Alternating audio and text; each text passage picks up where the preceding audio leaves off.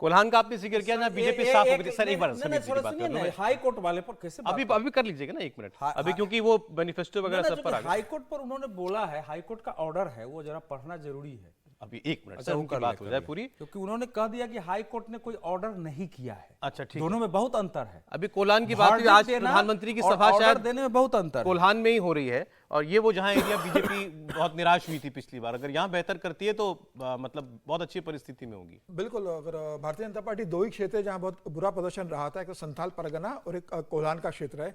वहां भारतीय जनता पार्टी को एक बार एक अच्छी सफलता ये मिली है कि चंपई सोरेन, जो वहां झारखंड मुक्ति मोर्चा के एक बड़े नेता रहे हैं, बड़े आदिवासी नेता रहे वहां पर, वो भारतीय जनता पार्टी के साथ आ गए। कुछ समय के लिए मुख्यमंत्री रहे थे वो, और उन्हें भारतीय जनता पार्टी ने एक साफ तौर पर कहा है कि आपको कोल्हान का क्षेत्र देखना है, आपको संथाल परगना का क्षेत्र देखना है, और 28 सीटें जो आदिवासी आरक्षित सीटें उनकी जिम्मेदारी इनको दी गई है। देखिए 81 सीटों की विधानसभा में 28 सीटें अगर आदिवासी के लिए आरक्षित है, एसटी के लिए आरक्षित है, तो एक बड़ा जंग है 28 सीटों का।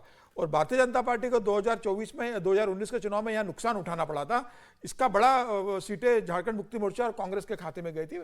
झारखंड मुक्ति मोर्चा ने ज्यादा सीटें जीती थी। तो अब भारतीय जनता पार्टी को लग रहा है, और जो भारतीय जनता पार्टी हारी थी उसका कारण यह भी था कि रघुवर दास जो मुख्यमंत्री बने थे वो आदिवासी बैकग्राउंड के नहीं थे। उनका 5 साल का जो कार्यकाल रहा था, ये कहा गया था कि भाई आप आदिवासी को अनदेखा करने वाला इनका कार्यकाल रहा था। और यही कारण रहा कि रघुवर दास खुद मुख्यमंत्री रहते, एक निर्दलीय सरयू राय जो भारतीय जनता पार्टी के नेता रहे थे, उन्हीं की सीट पर जाते हैं, उनको चुनाव जमशेदपुर ईस्ट चुनाव हरा देते हैं। अब वो गवर्नर बन गए हैं, अब उनके बहू को टिकट दिया गया है रघुवर दास की। तो भारतीय जनता पार्टी ने जो 2019 में गलती की थी कि उस समय भारतीय जनता पार्टी में बाबूलाल मरांडी नहीं थे, उनकी अलग पार्टी थी, उस समय आजसू के साथ गठबंधन नहीं हुआ था, आजसू अलग लड़ी थी। तो इस बार भारतीय जनता पार्टी ने जो 2019 में जो गलतियां थी वो सुधार लिए।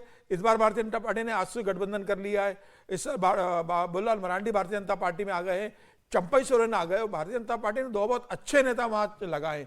एक तो शिवराज सिंह चौहान को चुनाव प्रभारी बनाया है, हेमंत विश्व शर्मा को सब प्रभारी बनाया। और जिस तरीके से भारतीय जनता पार्टी ने आदिवासी बेल्ट को फोकस किया है, अब भारतीय जनता पार्टी का जो संकल्प पत्र है वो देखिए, पूरा आदिवासी पे चुनाव प्रचार अभियान पूरा लगे हुए जैसे इनको चुनाव लड़ना है झारखंड। बिल्कुल, वो इसी की तरह से कह रहे कि हमारी सरकार आएगी तो हम ये निर्णय लेंगे। हालांकि मुख्यमंत्री का चेहरा तो उम्मीदवार बीजेपी के लड़ रहे हैं वहां पर विधानसभा की रिजर्व सीटों पर। नहीं, वो नहीं लड़ रहे, लेकिन बाबूलाल मरांडी तो चुनाव लड़ रहे हैं। भले ही अर्जुन मुंडा चुनाव नहीं लड़ रहे, उनकी पत्नी चुनाव लड़ रही है, बाबूलाल मरांडी चुनाव लड़ रहे हैं। भले फोकस आप बता रहे हैं आदिवासियों पर ज्यादा है पार्टी का। हाँ, लेकिन भारतीय जनता पार्टी घुसपैठ को लेकर जरूर कोशिश कर रही है। और ये चंपई सोरेन को जिम्मेदारी खबर आई थी सर कि केवल बाबूलाल मरांडी के लिए एक्सेप्शन किया गया कि ये जिस चाहे सीट से लड़ सकते हैं, बाकी सब लोगों को, ट्राइबल नेताओं को उन्हीं सीटों से ही लड़ना पड़ेगा जहां बीजेपी हारी है। लेकिन देखिए, इसी को तो कहते हैं ना, अगर आपकी कुछ कमजोरी है, आपके पास आदिवासी नेता उस तरह से नहीं है, तो चाहे आप कोल्हान की बात करें चाहे संथाल की बात करें, दोनों जगह पर, एक जगह आपके पास चंपाई सोरेन आ गए हैं, दूसरी जगह आपको सिद्धू कान्हू के जो वंशज हैं वो आपकी पार्टी, और वो प्रस्तावक भी हैं भाई हेमंत सोरेन के। तो आप अपनी कमजोरी को ठीक करते हैं। सीता सोरेन है, बहुत से लोग ऐसे 20 नेता है। देखिए ये झारखंड के मामले में मतलब विजय जी की कई बार चीजों को जो है ना, 2 बातें इन्होंने कहा, नहीं मजाक का विषय नहीं, सुनिए 12 सितंबर को सर 2 मिनट में निपटाना पड़ेगा। 12 सितंबर को नहीं, कोर्ट का नहीं,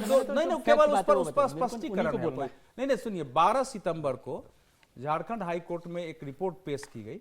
कहा गया कि भाई 1951 में जो संथाल परगना एरिया का पॉपुलेशन था, उसमें हिंदुओं की आबादी जो है, वो पॉपुलेशन वाज शेड्यूल ट्राइब्स की 44.67% है, जो 2011 में 28.11% हो गई। उसके बाद हाई कोर्ट ने 20 तारीख को उसमें कुछ लिखा। 20 तारीख को उसने कहा कि सेंटर एंड स्टेट गवर्नमेंट एक ज्वाइंट कमिटी बनाए और अर्जेंट मैटर की तरह इसको ज्वाइंट कमिटी बनाए और इसको डिटेक्ट करे और इसको रिपोर्ट पेश करे। उस रिपोर्ट को हम देखेंगे।